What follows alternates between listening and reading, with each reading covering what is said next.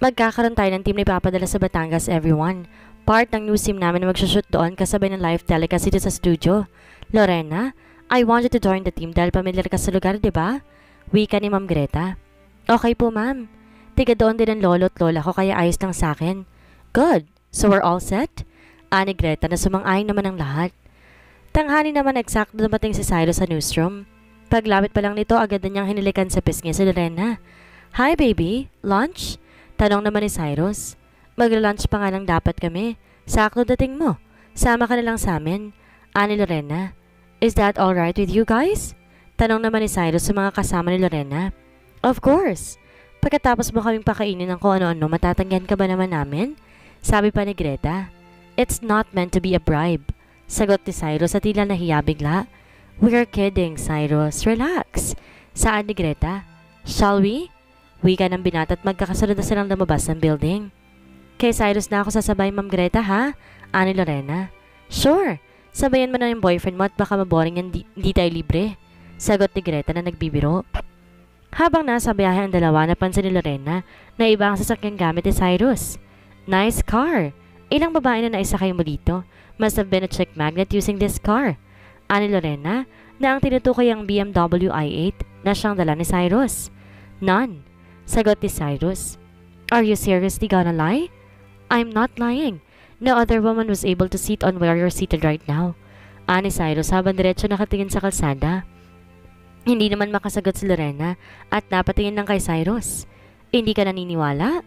I never used this car to go to bars and party, Lorena. I believe you. I just never thought I'd be sitting right here. Sa Victorino's restaurant sila napadpad para mananghalian. Table for 10. Ani naman ni Cyrus na makapasok na sila sa loob. Follow me, sir. Sagot ng waiter. Na matapos na lahat ng order nila ay muling napag-usapan ang pagpunta sa Batangas. You guys are going out of town? Tanong ni Cyrus na kay Lorena nakatingin. Yeah, kanina lang sinabi sa amin. Hayaan mo na si Lorena. Ilang araw lang naman yun at babalik din agad. Wika ni Greta. Or maybe I can join you guys. May alam akong pwedeng matuluyan. Alarcons even got a rest house in there but it's a bit off the highway. That would be great. Sige Cyrus, sumama ka na lang. Sagot ni Greta. Marunong ka talagang sumul sa kanila. Ani naman ni Lorena na nakangiti. Nagsasabi lang ako ng totoo, Lorena. Habang kumakain sila, may tumawag kay Lorena. Hello? Hi, sweet. Nasaan ka? You're not in TRN? CJ? You're in TRN? Ano ginagawa mo dyan? Nagulat namang tanong ni Lorena. Binibisita ka. Nasaan ka ba? Let's go out for lunch. I'm actually out. She's with me, Anderson. Back off, you asshole. I'll be the one to kick your ass. Ani Cyrus na inagaw ang telepono kay Lorena nang marinig na sa CJ nga ang tumatawag. Relax, ani CJ. You have no business with her or talking to her, Anderson. Stay away. As a matter of fact, I do. She is the new face of Anderson Cruise and Shipping Lines, remember? We'll fall in line. Busy siya sa susunod na 2 taon. Magtakdakan appointment at paghintay para sa kumpirmasyon. Sagot ni Cyrus na binabaan na ng tawag sa CJ. Si CJ naman bumalik na sa kanyang opisina na hindi matagpuan si Lorena. Any luck, Nick? Tanong naman ni CJ. Nothing yet, sir. Why the uneasiness? Your father called. He is on his way. Sagot ni Nick. Humigpit naman kagad ng pagkakahawak ni CJ sa hawak na ballpen nang marinig ang sinabi ni Nick. Galit na galit siya. Ang pagpili ng bagong mukha ng Anderson Cruise and Shipping Lines nang walang pahintulot niya. Wika ni Nick. Hayaan mo siya. Hindi siya ang president and CEO of Anderson Cruise and Shipping Lines anymore, kundi ako. Wika ni CJ na seryosong-seryoso mukha. But sir, no buts, Nick. I rule now, not him. So let him be. How about... Ani Nick pero pinigil siya ni CJ. We will cross the bridge when we get there. Kung tatawag siya sasabihin sa kanya na umalis na ako, ayokong kausapin siya. Malinaw? Yes, sir. Samantala, nang may hatid naman ni Cyrus si Lorena pabalik sa TRN, humalik pa ito ulit sa dalaga. I'll see you later, baby. Hit me a text if you're out. I will. I sure will, you hot-headed asshole. Ani Lorena ang nakangiti pa. Always remember, this is mine. Wika ni Cyrus na muli pang hinalikan sa labi si Lorena. Nang makaakit naman si Cyrus sa kanyang opisina, ay nakaupong si Lester ang naabutan niya sa couch na nakatingin sa kanya. Alam ko. Gusto mo lang ikama at pagkatapos sa alis. Same old song, Cyrus, and I'm getting bored of it. Wika ni Lester na may mapang-asar ng ngiti. Nothing's changed, sagot ni Cyrus na dumiretso na sa kanyang upuan. Well, I have something up for a thrill. Look! Ani Lester na inabot ang isang envelope. Damn Anderson! Ani Cyrus nang mabasa ang laman ng envelope. Blake sent that. So far he was able to put him on a dead end, but man, that asshole is pretty persistent. Wika ni Lester. Dapat magpasalamat siya na hindi pa niya ako kilala dahil kung malalaman niya yon, I'm free to shove it in his face and kick his ass. Wika ni Cyrus, naritang uminit agad ang ulo sa pagkakabanggit kay CJ. Relax, save it. You have a meeting by 3. With whom? Tanong pa ni Cyrus. Head of Anderson Public Relations. Sagot ni Lester na lalo pang inaasar si Cyrus. Damn Anderson. Chill man. Ani pa ni Lester na natatawa na sa kaibigan. He just managed to get into my nerves in a short span of time.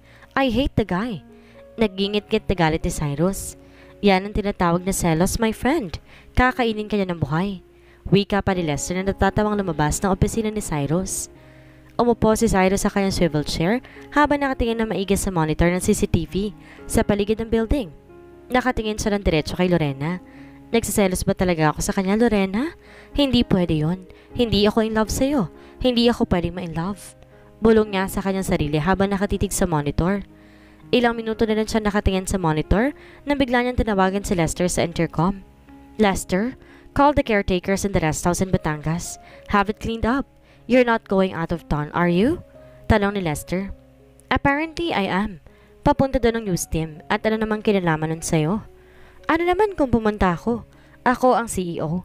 Yeah, at hindi nila alaman tungkol doon. Pupunta ako bilang si Cyrus. Happy? Sarkasikong sagot naman ni Cyrus na ikinatahimik ni Lester.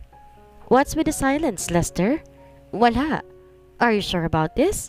You only go there once a year, Cyrus, and that is during the death anniversary of Agat. Ani Lester, na bakas ang pag-aalala sa kaibigan. Stop it, Lester. Huwag mo na mabanggit-banggit pa yan. Wala na siya at patay na siya. Gawin mo na lang sinasabi ko. Call the goddamn caretakers or you want me to call them personally. Ani Cyrus, bigla nagbago ang mood. Tatawagan ko sila. Sagot ni Lester na wala na nagawa dahil pinal na ang tono ng boses ni Cyrus. Lax, Los Angeles, California. Sir Gerald Anderson has arrived. Everyone, be ready.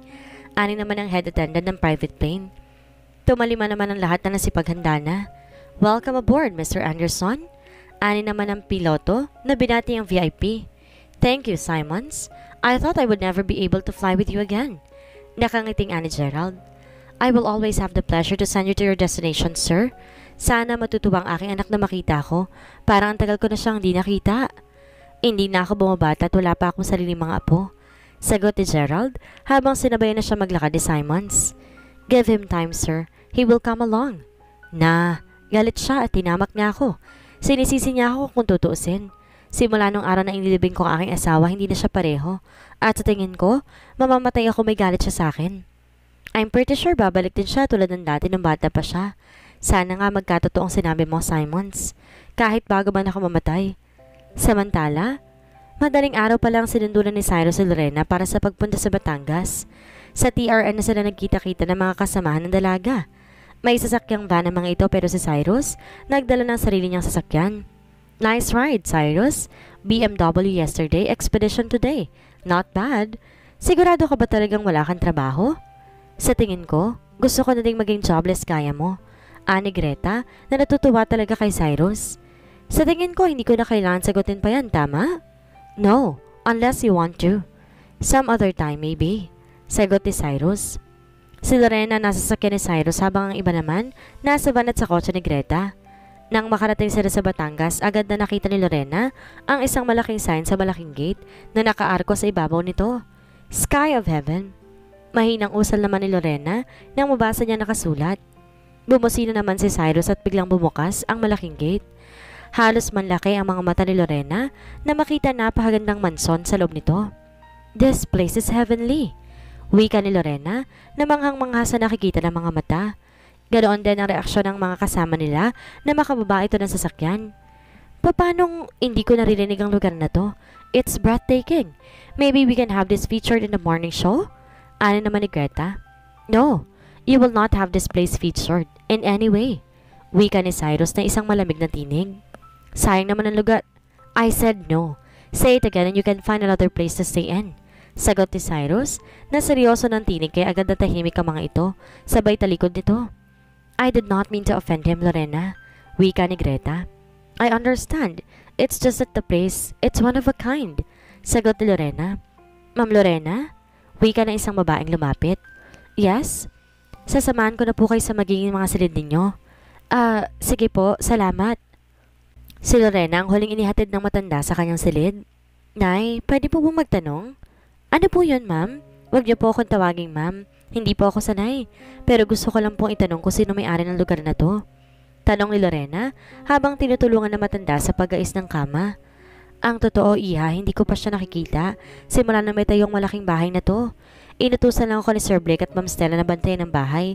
Pero isa lang alam ko, hindi silang may-ari ng bahay. Ganun po ba? Kailan pa po itong bahay, Nay? May 4 na taon ng mahigit, iha. Pero alam mo bang may kwento ang bahay na ito? Wika ng matanda at nakakati kay Lorena. Talaga po? Sige na, ikwento niyo po sa akin. Sabi-sabi nila, pinagawa daw to ng isang tatay para sa mga anak niyang kambal. Ang sabi pa nila, mahal na mahal daw ng tatay yung mga bata. Pero namatay daw ang tatay ng kambal para mabuhay ang mga bata. Nasaan na po yung kambal? Tanong pa ni Lorena. Yun nga yung pinagtataka ko eh. Kumpara sa kambal ng malaking bahay na to, bakit kahit minsan di pa sila napadpa dito? Pero sabi-sabi lang naman ng lahat, yun ang kwento ng bahay na to. Kung totoo nga ang lahat ng yan ay, siguro kasing ganda ng lugar na to ang kambal. Wika ni Lorena na nakangiti. Siguro nga, iha. O siya, magpahinga ka na muna. Lalabas na muna ako. That's right, Nana. Sa tingin ko, sobra na yung nakukwento nyo. Wika ni Cyrus na nasa may pinto na pala. Sir Cyrus, pasensya ka na sa akin. Masyado kasing naganda na tong si Lorena dito sa bahay kaya naikwento ka lang. It's okay, Nana, but you may go now. Check the food if everything's ready. Wika ni Cyrus na maaratamang magaan ang loob sa katiwala. Ngumiti na lang ang matanda sa lumabas ang silid na pinaghatiran niya kay Lorena. Don't believe everything Nana told you. Isa lang yung alamat. Then what's your better version, Ani Lorena na ngumiti ng matamis kay Cyrus. It is true that this place has been built for the twins. Ngunit namatay ang kanilang ama, hindi dahil gusto niyang iligtas sila. Namatay siya para pasayahin sila dahil hindi naman siya mabuting ama kung tutuusin. Wika ni Cyrus habang nakatitig kay Lorena. Bakit? Mahal niya ang mga ito. Paano hindi siya naging mabuting ama? I don't know.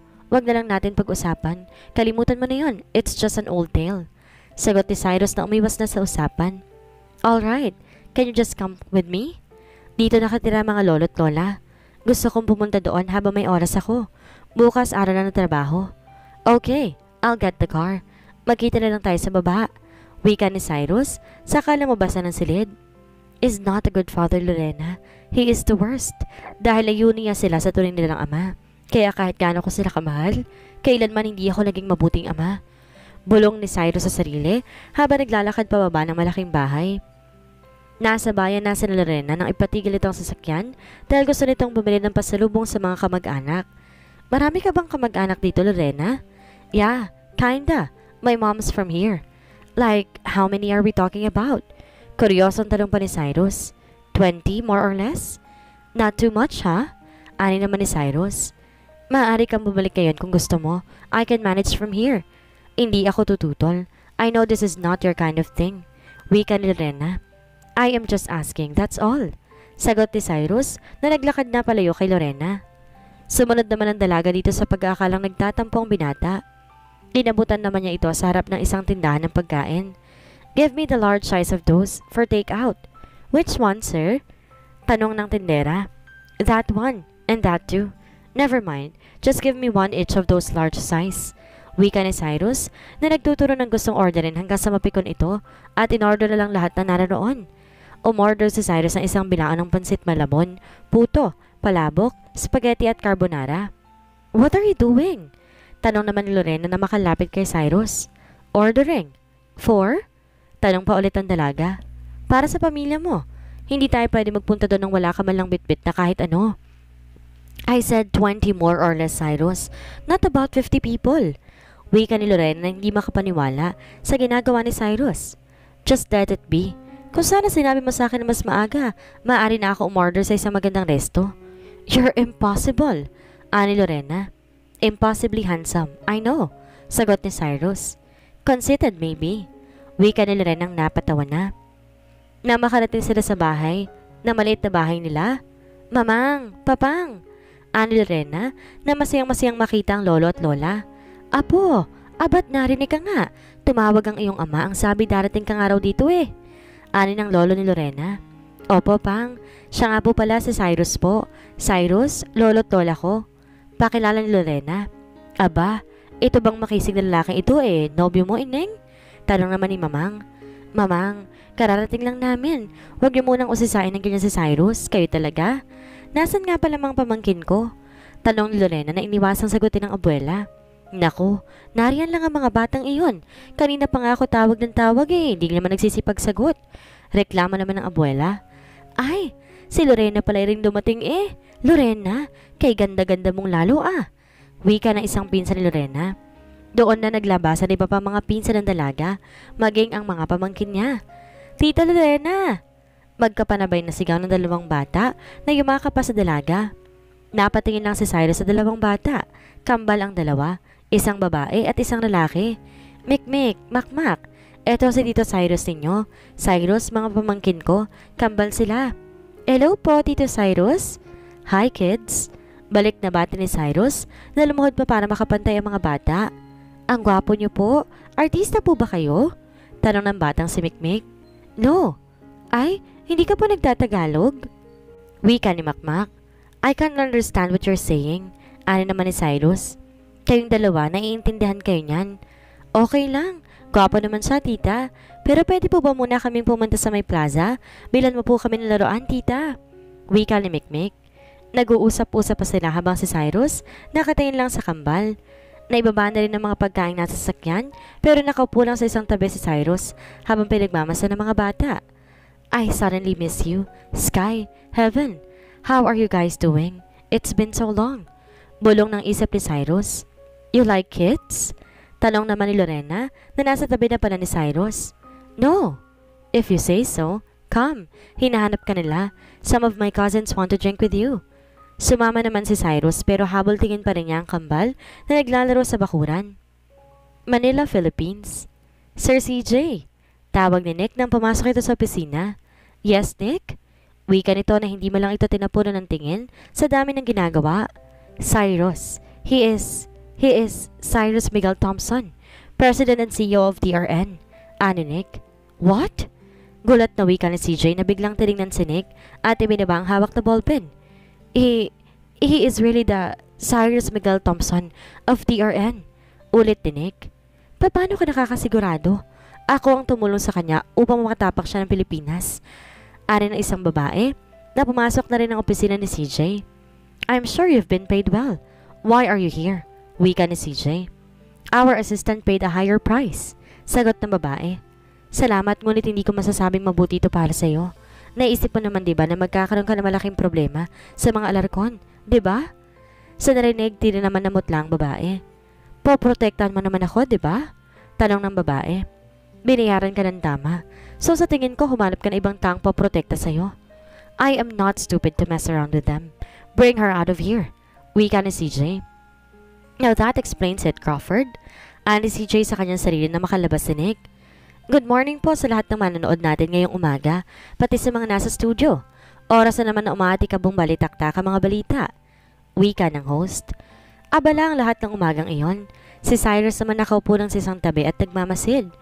Maraming segments ang pinalalabas at ang hindi inaasahan ng lahat ay ang paglabas ng isang guest. Let's all welcome ang napakagwapong President and CEO ng Anderson Cruise and Shipping Lines, Sec. Jake Anderson. Sa narinig, biglang napatigil si Lorena. At napatayo naman si Cyrus sa kinaupuan habang titig na titig sa binata naglalakad papasok sa set. Dumaan pa ito sa may tabi ni Cyrus. I told you, love her or leave her because I will kick your goddamn ass. Ani CJ nang dumaan sa may tabi ni Cyrus. Nakipagtitigan si CJ kay Cyrus habang naroon sa set with a smirk on his face. So, Mr. Anderson, totoo bang may bagong mukha ng Anderson Cruise and Shipping Lines? Tanong ng host. Yes, it's true. Sagot ni CJ na nakangiti. Who's the lucky girl? Ani pa ng host kaya napatingin si CJ kay Lorena. There she is, Lorena Marie Padilla. Sagot ni CJ na tumayo pa tilahad ang kamay kay Lorena na tila sinasabing pumunta roon. Napatingin naman si Lorena kay Cyrus at kita niyang madilim ng mukha nito. Oh my God, Lorena, sweetheart, come here, tawag ng host. Eksaktong tumawag naman si Lester kay Cyrus sa mga oras na yon. What? Wika ni Cyrus habang nakatitig sa set ko sa inaakbayan at tinahalikan pa ni CJ si Lorena sa pisngi. Is Anderson there? Ano naman ni Lester? Yeah, why? Tanong ni Cyrus at tila nagtataka na alam din ni Lester na naroon ang binata. That asshole really did not waste any time. Damn it! Kilala ka na niya. Alam na niya na ikaw si Cyrus Thompson. Wika ni Lester. Ano? Paano niya nalaman? Tanong naman ni Cyrus. Yung flight attendant na kasama mo nung una kang dumating dito sa Pilipinas. Wika ni Lester. Buisit! I wanna have a word with her, Lester. Take care of it.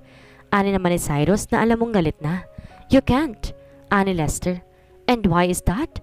Galit na galit si Blake. Siya ay nasa kustodiya. Good. Humanda sa akin ang babaeng yon. Blake sits on the line. I will conference the call. Wika ni Lester. Cyrus, Anderson is already there. He can spill the beans anytime. Anong plano mo? Itatanggi mo? May magagawa pa ako. Ani naman ni Blake. If he spill it, that would be his biggest mistake. Sisiguraduhin ko lang na magbabayad siya. Seryosong sagot ni Cyrus. Alam ko, pero paano ang pamilya mo, Cyrus? It won't take long till... Ani Blake pero hindi pa niya natatapos dahil narinig nila sa CJ na nagsasalita. I just want to thank the TRN's president and CEO for giving me this opportunity. I hope to see you again, soon. Wika ni CJ. You mean, you've met our boss? Ani naman ang host. Yeah, lagi siya nasa paligid. Hindi ba kayo aware?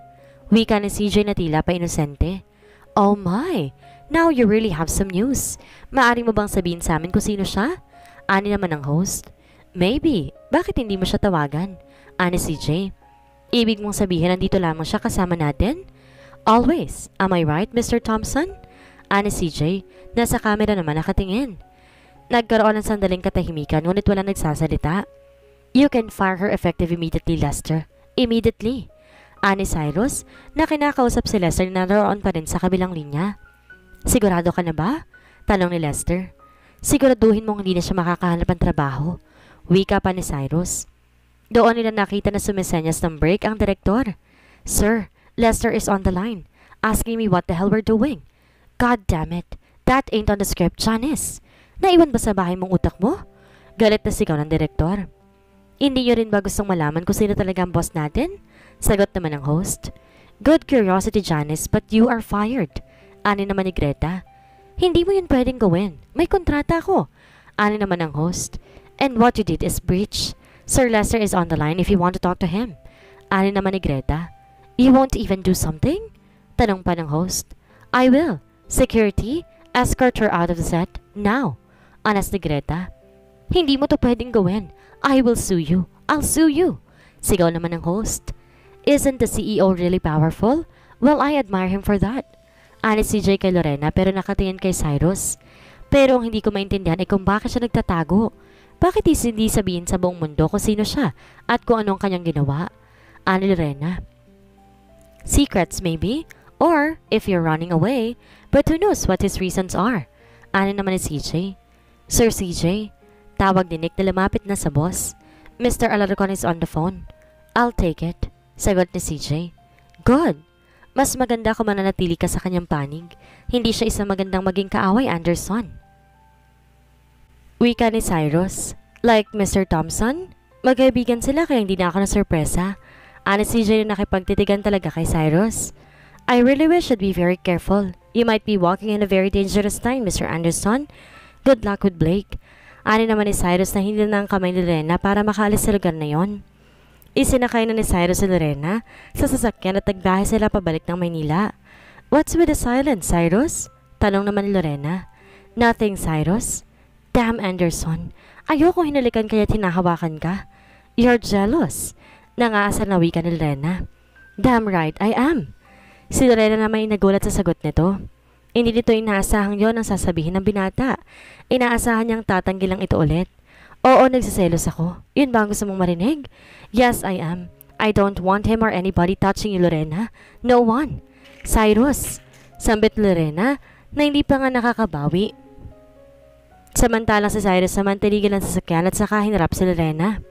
Tell me, Lorena, no one will touch you like I do, not even Anderson. Wika ni Cyrus as he cupped her face. No one. No one, Cyrus. Sagot ni Lorena. Damn baby, I want you so bad.